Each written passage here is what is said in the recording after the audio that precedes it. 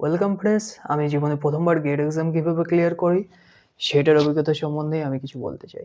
সেটা ছিল আমার বিটেকের ফাইনাল ইয়ার, তখন ফাইনাল সেমিস্টার চলছে। তখন আবার লকডাউন কেটে গিয়ে অফলাইনে ক্লাসগুলো শুরু হয় এবং তারপরে অফলাইনে সেমিস্টার এক্সাম হবে। সেটা নিয়ে অনেকটা চাপ আছে, পরীক্ষাটা কীভাবে দেবো, কারণ আমাদের কিন্তু অফলাইনে পরীক্ষা দেওয়ার অভ্যাসের সেইটা হচ্ছে নষ্ট হয়ে গেছে। এবার অনেক বন্ধুরা চাকরি পেয়ে গেছে, অনেক বন্ধুরা চাকরি পায়নি, তারা এখনও চেষ্টা করছে। আর অনেকে সেমিস্টার এক্সামে কীভাবে পাস করবে সেটা নিয়ে অনেক চাপে আছে। অফলাইনে ল্যাব হচ্ছে, কেমিক্যাল ল্যাব হচ্ছে। তো সেদিনকে শুক্রবার ছিল, কেমিক্যাল ল্যাব হচ্ছে, শনিবারে এক্সাম।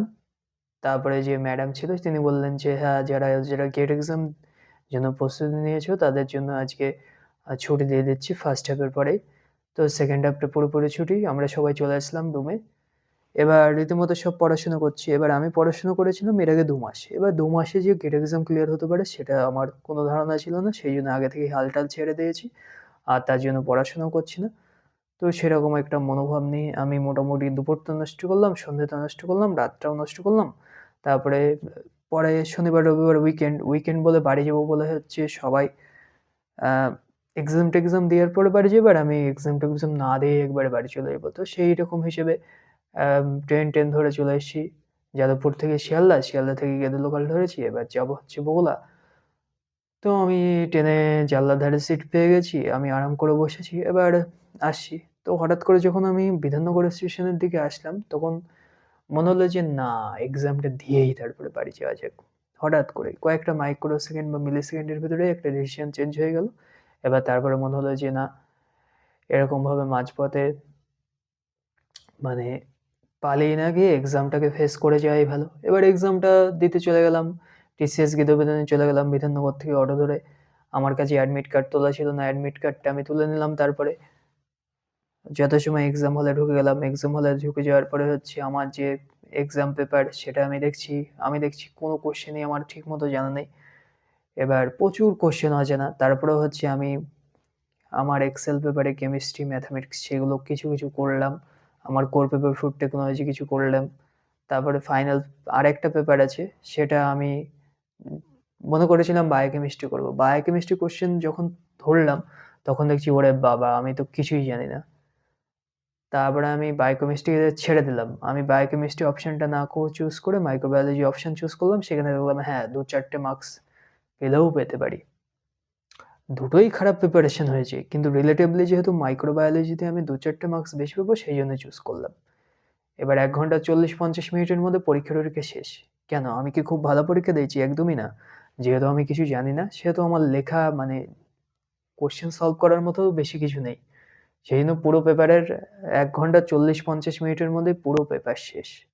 তারপরে আমি চুপচাপ হা করে বসে আছি ১ ঘন্টা মতো। ৩ ঘন্টার পরীক্ষা তো। এবার একটা জিনিস আমার একটু অসুবিধা হয়েছিল, সেটা হচ্ছে যে গেট ক্যালকুলেটর দেয়া হয় স্ক্রিনের উপরে। সেটা সবাইকেই আমি বলছি, যারা গেট এক্সাম দিতে যাবে বাড়ি থেকে গেটের এই যে ভার্চুয়াল ক্যালকুলেটরটা এটা প্র্যাকটিস করে যাবে। নাহলে কিন্তু সেদিনকে একটু ঝামেলায় পড়ে যেতে পারো। তো এইভাবে এক্সামটা মোটামুটি হয়ে যায়। এক্সাম হয়ে যাওয়ার পরে হচ্ছে বাইরে ফিরে আসি। একটা বন্ধুর সাথে দেখা হয়ে যায়। সে জিজ্ঞেস করে, "এই এক্সাম কিরকম হলো?" আমি বললাম, "হ্যাঁ, মোটামুটি হয়েছে।" সে বলল, "ভালোই এক্সাম হয়েছে।" ও বলল, "তুই দেখেছিস কিরকমভাবে প্রিভিয়াস ইয়ারের কোয়েশ্চেনের প্যাটার্নের সঙ্গে মিল করে কোয়েশ্চেন এসছে?" আমিও দেখলাম হ্যাঁ, ব্যাপারটা সত্যি, কারণ আমিও কিছু প্রিভিয়াস ইয়ারের কোয়েশ্চেন ২-১ টা প্যাসেজ সলভ করে গিয়েছিলাম। এবার বাড়ি আসার সময় একটা জিনিসই মনে হচ্ছিল যে যদি আরেকটু ভালো করে পড়াশোনা করতাম তাহলে এক্সামটা হয়তো আরো ভালোভাবে ক্লিয়ার হতো। তো এটা আক্ষেপ করতে বাড়িতে আসলাম। তারপর বাড়ি এসে বললাম, "ঠিক আছে, মোটামুটি ভালোই এক্সাম গেছে।" এবার মাস ১.৫ বা কয়েক মাস পরে রেজাল্টটা বেরোয়। রেজাল্ট যেদিনকে বেরোয় সেদিনকে হচ্ছে রাত্রেবেলা খুব রাত ১১টা না ১০:৩০টার পরে রেজাল্টটা বেরিয়েছে। সে সময় মানে বন্ধুরাই রেজাল্টটা দেখলো, কোয়ালিফাইড হয়ে গেছি আমি। ক্লিয়ার হয়ে গেছে।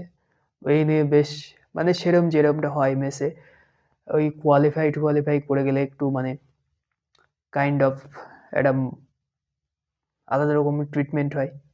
সবাই চিয়ার করতে থাকে। তো সেটা হয়েছিল সেদিনকে মেসে। তারপরে বিটেকটা আমার কমপ্লিট হয়ে যায়। বিটেকের উপরে আমার সন্দেহজনক কোনো জব-টব হয়নি। কিন্তু এই যেহেতু গেট এক্সামটা ক্লিয়ার করা ছিল, সেহেতু এইটা আমি কাজে লাগাতে পারি এবং এমটেকে ভর্তি হয়ে যেতে পারি যাদবপুর ইউনিভার্সিটিতে। এবং গেট এক্সামটা ক্লিয়ার করার জন্য এটা ধরুন আমি আমার এআইসিটির তরফ থেকে হচ্ছে স্কলারশিপ দেওয়া হয়। সেটা প্রত্যেক মাসে ১২,৪০০ টাকা করে আমাকে স্কলারশিপ দেওয়া হতো। তো এইভাবে জীবনের একটা নতুন অধ্যায় শুরু হয় যেখানে আমি আরও ২ টো বছর পড়াশোনা করার সুযোগ পেয়ে যাই।